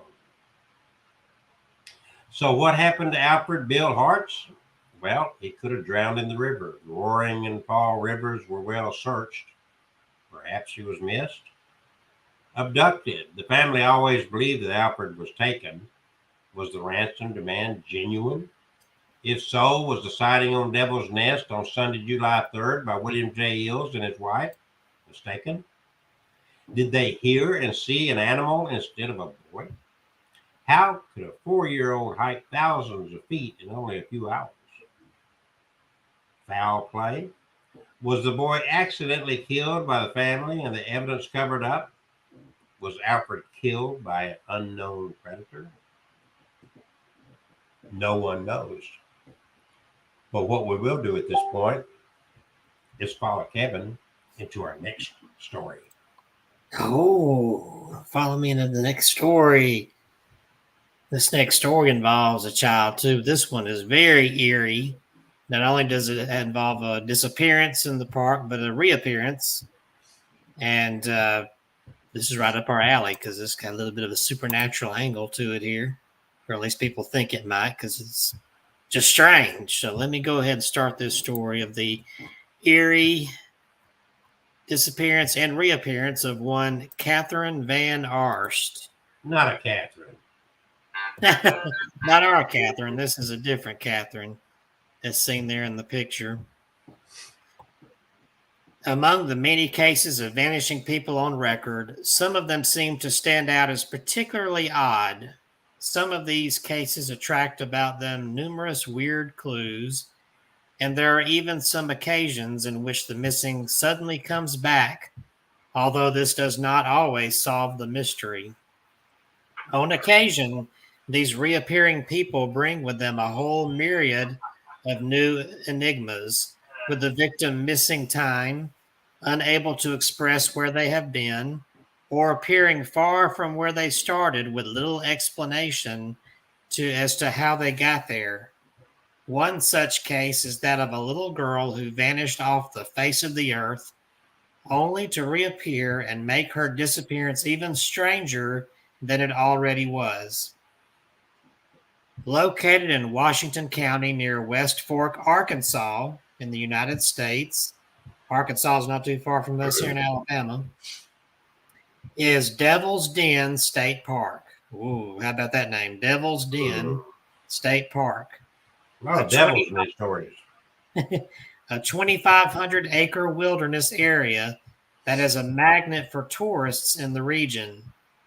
Here, people come to engage in all manner of outdoor activities, including picnicking, camping, hiking, mountain biking, horseback riding, and seeing the numerous sandstone caves, bluffs, ravines, rock shelters, and crevices that dot the area, as well as hunt for fossils, of which the area has many. The area is a popular destination for families looking to enjoy the great outdoors. And in 1946, the Van Alst family made their way here for a fun family trip to do just that. But it was soon to prove to be anything but fun. One day, the family were near their campsite, and the family's daughter, 8-year-old Catherine Van Alst, was playing in the creek in her bathing suit as her brothers fished, when at some point she wandered off and seemingly just vanished. Her father and brothers had apparently been right near her and basically looked away for a moment to look back and find her gone. It was just thought that she had gone off a bit or that she had gone back to the campsite just a stone's throw away, and there was no alarm at this point. But little Catherine was nowhere to be seen and would not answer calls to her name. As they continued searching the woods and campsite with no sign of her, the panicked family then notified park officials, and a large-scale search began.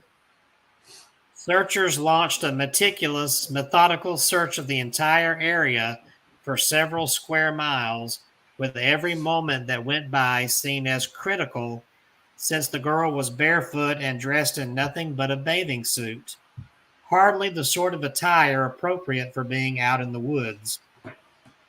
The search went on for 6 days, with no sign of the missing girl and hope waning, until at one point a team of volunteers were in the forest and passed by a cave from which little Catherine Van Arsht suddenly appeared and casually waved at them. According to those who were there, she was extremely spookily calm and almost in a daze when she simply uttered, "Here I am." What made this completely mind-boggling was that the spot where she was found was around 7 air miles away and 600 feet higher than the place where she had originally disappeared, which would be just the first of many odd details. The most glaringly bizarre thing was that this 8-year-old girl had walked an estimated 30-mile zigzagging course to get to where she was found, all in harsh, steep, treacherous wilderness terrain in her bathing suit and with no shoes on. The area is riddled with rocky terrain, thick forest, and steep hills, so one of the perplexing things for the authorities was how she could have managed to cover that distance in 6 days through this challenging landscape barefoot. Her feet were described as swollen, and she was also covered with insect bites and scratched from briars, so it was apparent she had done some wandering, but she also did not seem to be in nearly as poor condition than one would have been suspected to be, and she had covered so much distance that even a properly equipped adult would have had a tough time matching it. She also seemed to have been in better shape than one would have expected from her ordeal. The cave she was in just happened to have a freshwater spring, and despite various cuts and bruises, she was not much the worse for wear, all things considered. Another oddity was that the place where she was found had already been thoroughly searched by aircraft and tracker dogs twice without having found any trace of the girl. So why had she just suddenly appeared there, and why had she been so remarkably calm after such a frightening experience? The strangeness would only continue from there. According to missing person researcher David Paulides, author of Missing 411, Western United States and Canada, Unexplained Disappearances of North Americans That Have Never Been Solved, there were several oddities when police actually spoke to the girl. She allegedly claimed that she did not remember much about the 6 days that she had been missing, merely saying that she had eaten berries to stay alive and found herself in that cave. Paulides has mentioned that the area was overgrown with many types of poisonous berries, so that she chose the right ones to eat has been seen as curious, especially since she had no real outdoor experience. The girl also supposedly made some strange remarks. She explained that when she had gone missing, she had simply been unable to find her campsite or her father and brothers, despite being right near them. And she would also claim that on several occasions she had shouted out to people searching for her, but they had apparently not been able to hear her. She also says that she had seen the tracker dogs, but had been too afraid of them to approach.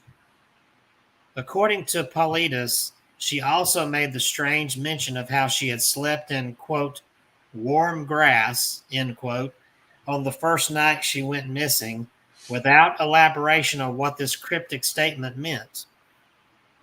All of these weird clues have fired up quite a lot of speculation as to what happened to Catherine, much of it quite sensational and leaning fully into the oddness.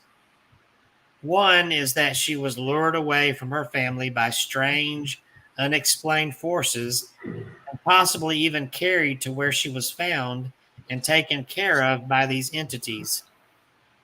Everything from fairies to Bigfoot to UFOs have been suggested in paranormal forums, and much has been made of the fact that this area was once feared as a place of spirits by the local tribes.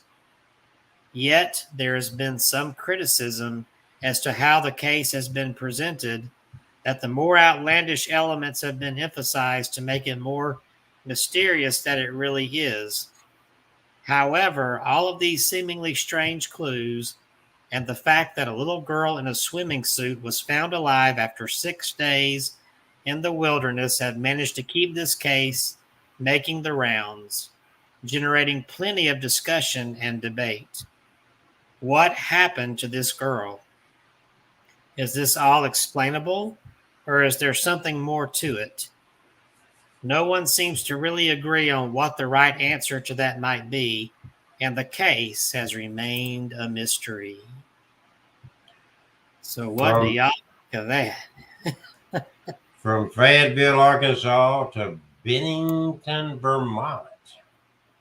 This next case happened exactly 8 years to the day before I was born. On December 1, 1946. The day began like any other in Bennington for Paula Weldon, who at that time was an 18-year-old sophomore at college. She worked 2 shifts at the school's dining hall, came back to her room, and conversed for a while with her roommate, Elizabeth Johnson. Then she told Johnson, "I'm all through with my studies. I'm taking a long walk." She headed out around 2:45 p.m., according to Johnson's recollections. She was wearing a distinctive red coat with a fur collar, jeans, and a lightweight sneakers were on. Given that it was cold, though there was no snow, the temperatures were predicted to be sub-freezing by nightfall. She seemed either very underdressed for a walk in the woods or was only planning to be out for a very short while. That is only one of the unsolved mysteries surrounding Walden's appearance and behavior that fateful November day. Shortly thereafter, a blonde, slight, red coat-clad young woman was seen by Danny Fager, the owner of a gas station that at the time was across the street from the college gates. Fager said the girl ran up the side of the gravel, a pit near the college entrance, then ran down it again. Then she went out of view. Later, search parties would call in a bulldozer to sift through the gravel pit on the off chance that she had become buried alive, but there was no evidence found.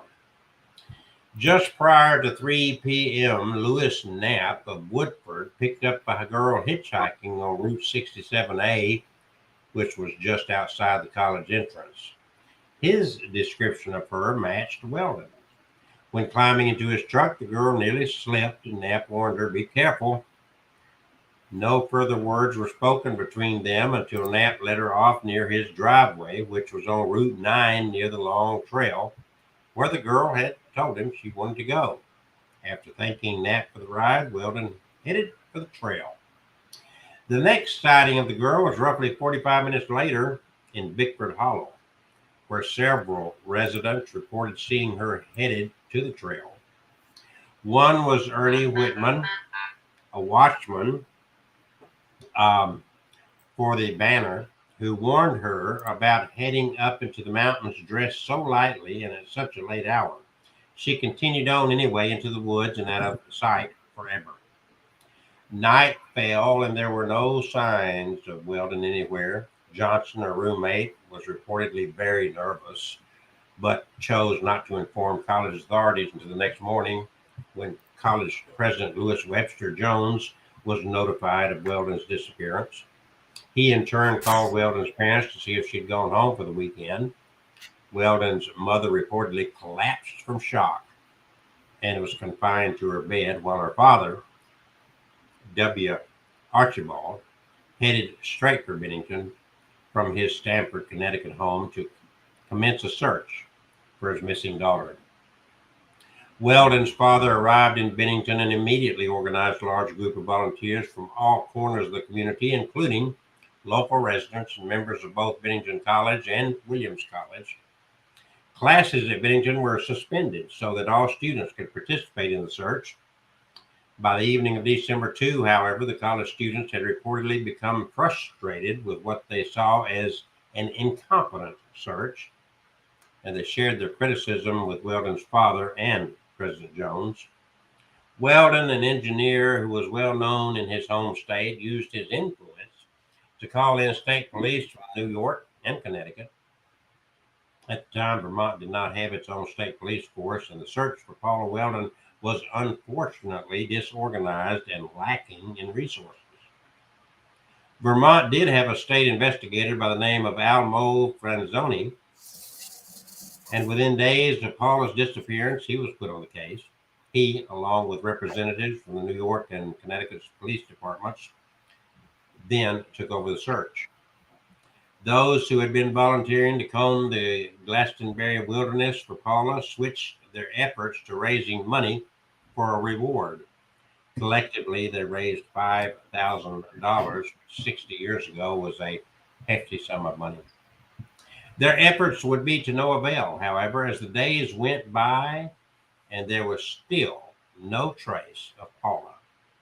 There were a number of tantalizing and unquestionably strange leads that kept investigators looking, such as the claim by a waitress in Fall River, Massachusetts, that she had served dinner to an agitated young woman at a table who matched Paula's description. This lead struck her father as so promising that he disappeared for 36 hours in order to follow it, without telling anyone of his whereabouts until he returned to Bennington. This led some to point to Weldon as the prime suspect in his daughter's disappearance, a theory made even more compelling by the facts surrounding the week before Paula's disappearance. Apparently, Paula was expected to go home to Connecticut for Thanksgiving, but she called her parents and told them that she would be staying in Bennington. Apparently, according to Johnson, she and her father had had a falling out not long before her disappearance, and Johnson retracted her original statement that Paula was not distraught to say that, in fact, she had been quite depressed. Many speculated that Paula's depression was centered around a faraway boyfriend, and her father at one point posited a theory that his daughter had a boy from her hometown who wanted to call on her and could have been a suspect. Mr. Weldon could never provide any evidence to substantiate his claim. However, though he claimed that a clairvoyant from Pownell insinuated a man's involvement in Paula's disappearance. Now we go to December the 16th. Paula's father packed up his daughter's belongings and returned to Connecticut, but not before lambasting Vermont for its lack of professional police force. He deplored the alleged irresponsibility of those heading up the search, especially the fact that there had been no records kept of the first 10 days of the investigation. This was not overlooked by the small army of reporters from across New England who had descended upon Bennington to cover the story, and the negative press the state received in the weeks following Paula's disappearance helped lead to the creation of the Vermont State Police in a legislative session in July of 1947. As soon as Weldon left, the out-of-state reporters also bid Vermont adieu. Although the Banner continued to cover the story as front-page news until late December, volunteer search parties would continue to make expeditions on the long trail, but by early January, harsh weather conditions and the lack of hope ended those efforts. Any evidence of Polly Weldon, if it ever existed, was buried under snow and the passage of time. Or was it? 1955. A lumberjack who had been in Bickford Hollow near the long trail where Paula disappeared said he had followed a girl fitting Paula's description into the woods. More importantly, he told a friend that he knew where Paula's body was buried. After interest in Paula's case had been revived and the man had been extensively questioned by then village attorney Reuben Levin, the man admitted that he had been joking and had no knowledge of Paula or her whereabouts. The case remained unsolved and was nearly declared cold until 13 years later, an unidentified skeleton was found in Adams. Investigators excitingly awaited the results of an analysis of the bones, only to find out that they were too old to have possibly been Paula's. Closure, once again, proved elusive for the Weldons and investigators of the case. After the Adams skeleton, no significant leads were ever uncovered, leading people to formulate their own theories as to what became of the girl. Speculations had been widely varied, from the more practical, she ran off with a boyfriend, she died of exposure in the wilderness, to the paranormal. The most intriguing of theories in the latter category is one that is raised by New England author and occult researcher Joseph Citro. He coined the term the Bennington Triangle to describe an area of southwestern Vermont within which 5 people disappeared between 1945 and 1950, including Paula. He links these disappearances to a special energy that inhabits the Glastonbury Wilderness area that attracts visitors from outer space, who most likely snatched up Paula and the subsequent missing persons. For his part, current director of the Vermont State Police, James W. Baker, has no particular theory on Paula's disappearance, saying that since I wasn't directly involved, I can't speculate on the case. However, one thing he can say definitely is that the Vermont State Police came into existence because of Paula, and since their inception in 1947, they have been responsible by statute for all wilderness search and rescue missions. Nothing that states like Maine and New Hampshire have wildlife agencies do wildlife rescues. Baker said that Vermont State Police's mandated responsibility to coordinate wilderness search and rescue efforts comes directly out of the Paula Weldon case. He also said that just 2 weeks ago he was talking with the head of the State Police Search and Rescue Committee, and she had expressed interest in researching the case to put, as Baker put it, a new set of eyes on the case. So, the case of Paula Weldon cold? Technically, yes, says Baker, but it still remains open should any leads come up. Whether or not any new information emerges, it is unlikely that anyone familiar with Bennington history will be able to head up the long trail and not think of Paula Weldon's ill-fated journey now almost 68 years ago. And there is my story, leading back into my dear friend, able brother Cain. Ah, we got 9 minutes in this article. I got pulled up here. Interesting story, is it not? Yeah. And speaking of triangles, this one I have here I wanted to do before we get to the end here is about the Nevada Triangle. Is the Nevada Triangle, which connects to Fresno, linked to unexplained disappearances? 11 years ago, hikers found identification belonging to Steve Fawcett, world famous aviator and adventurer who had vanished a year earlier. The vast search for Fawcett focused attention on what is now called the Nevada Triangle. It's an area not nearly as famous as infamous as the Bermuda Triangle, but has seen far more disappearances.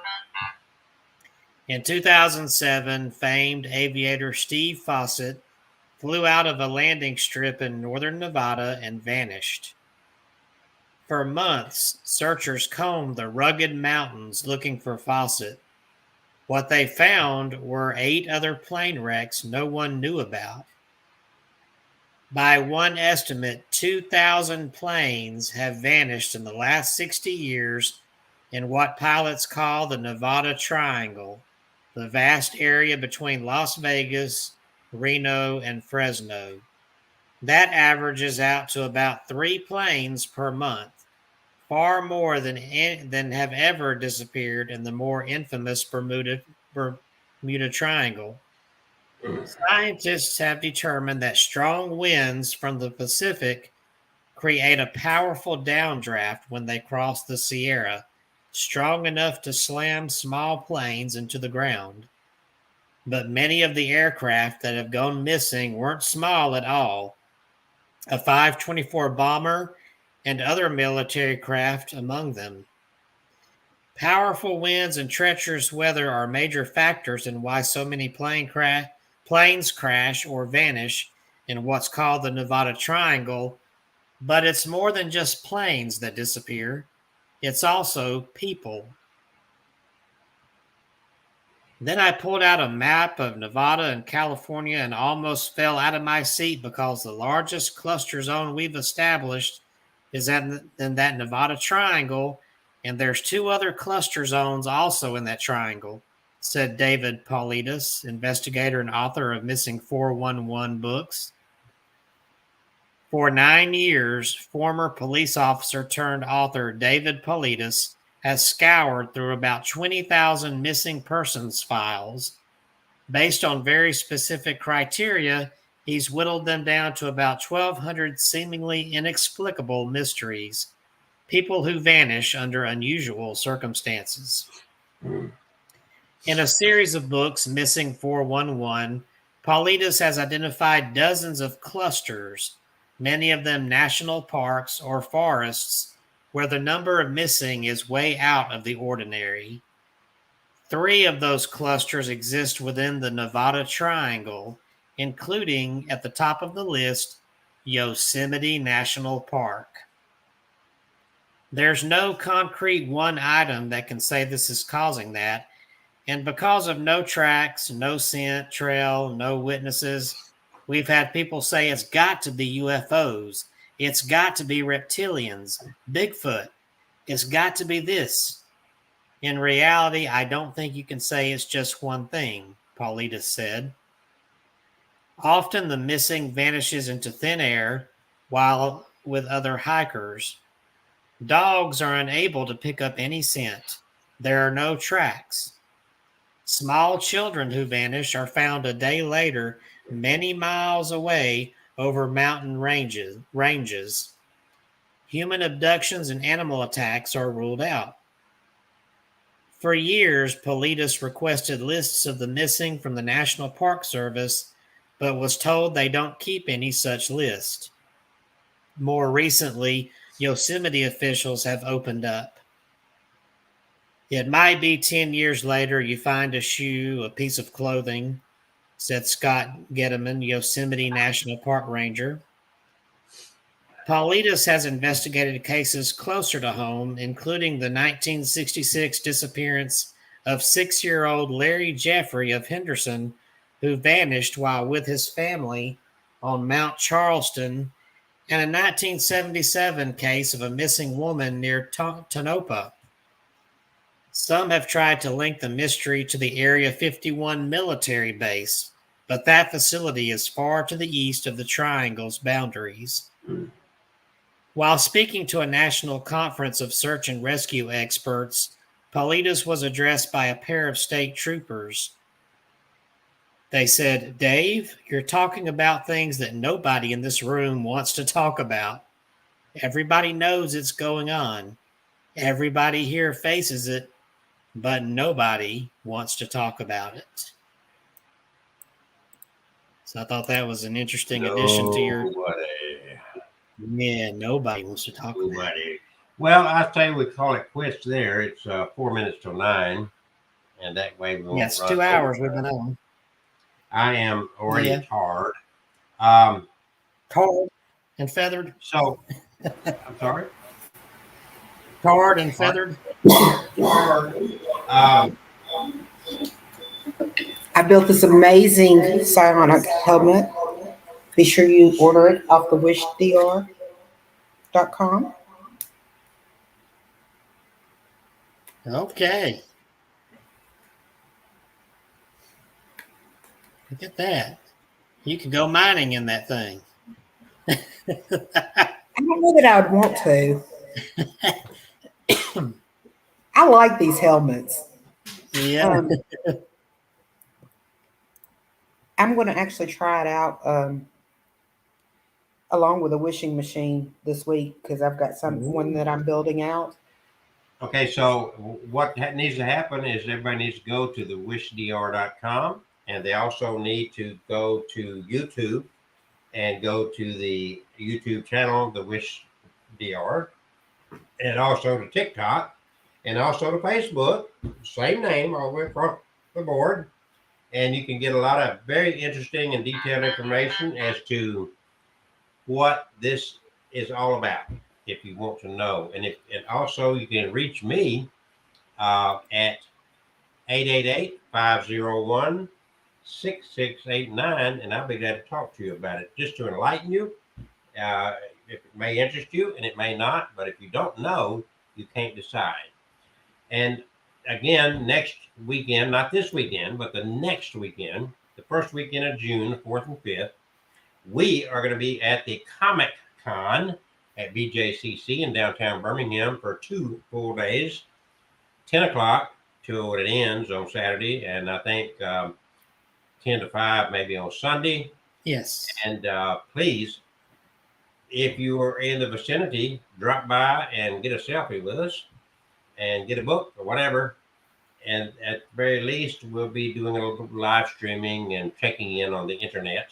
So follow us along, folks. Thank you for joining us tonight. Any last words, folks? Any last words? Any final words? Be safe. Be safe. Be safe. Happy holidays. A real quickie here, folks. Real quick. The deal is this. Go back and listen to this. We covered 2 or 3 times. Omar finally shows up. Hey, Omar. Go back and listen to this, Omar. We had updates on the DYBBUK box that was open 2 weeks ago, and you'll want to do that. Very late, but the show is archived, which is, I'm sure you know. Thank you for joining us. Thank you for saying hello. We're glad to see you, Omar. And we're going to sign off. Sayonara. That was weird. Peace and love, as Ringo Starr would say. Yes. And as Kevin Kane would say, and I don't know what she would say. She would say, I'm tired. Tarred and feathered. Bye. Bye, everyone.